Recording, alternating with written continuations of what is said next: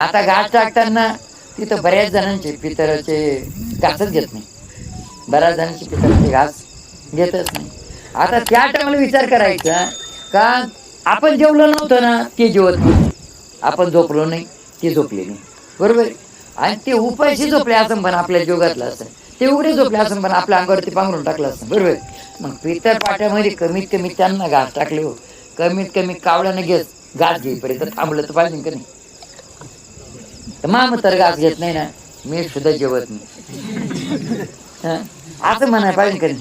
पण तुम्ही आशांना आमंत्रण देते पितराला, ते बसत आहे मधी, तुम्ही टाकी ते घास वरती पाव पाव पाव पाव ते करते काव काव मधली काव काव काव काव काव काव काव ते म्हणते आठवा लवकर तुमचं तर काय बी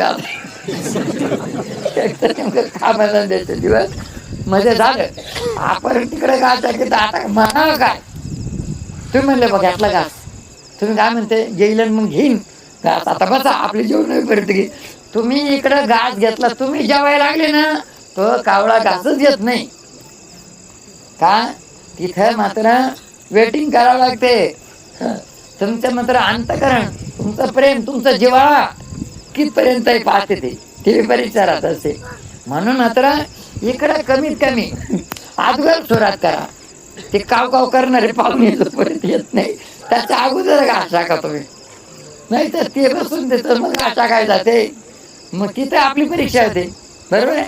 आता बऱ्याच ठिकाणी मात्र त्यांनी घास घेतलाच नाही आणि वर्षभर जर आता घास घेतला नाही ना वर्षभर तुम्हाला खाऊ देणार नाही. जमीन त्यांची, उत्पन्नाला कमी, एकूण कांदे निघाले त्यालाही भाव नाही, आपले निघाले तेव्हाच निर्यात बंद झाली. सगळा कार्यक्रमच उलट आहे आपल्याला. लाखाचे 12,000 ना, निंदाई गेली, खाद मारणे गेले, ते गेले, सगळा टोटल खर्च झाला 40,000 आणि कांदे झाले 35,000. हा सगळा कार्यक्रम केला आपल्याला. म्हणून मात्र त्याच्या करता घास घेईपर्यंत मात्र थांबा. आता काय म्हणते बा लई प्रयत्न केले पण घासच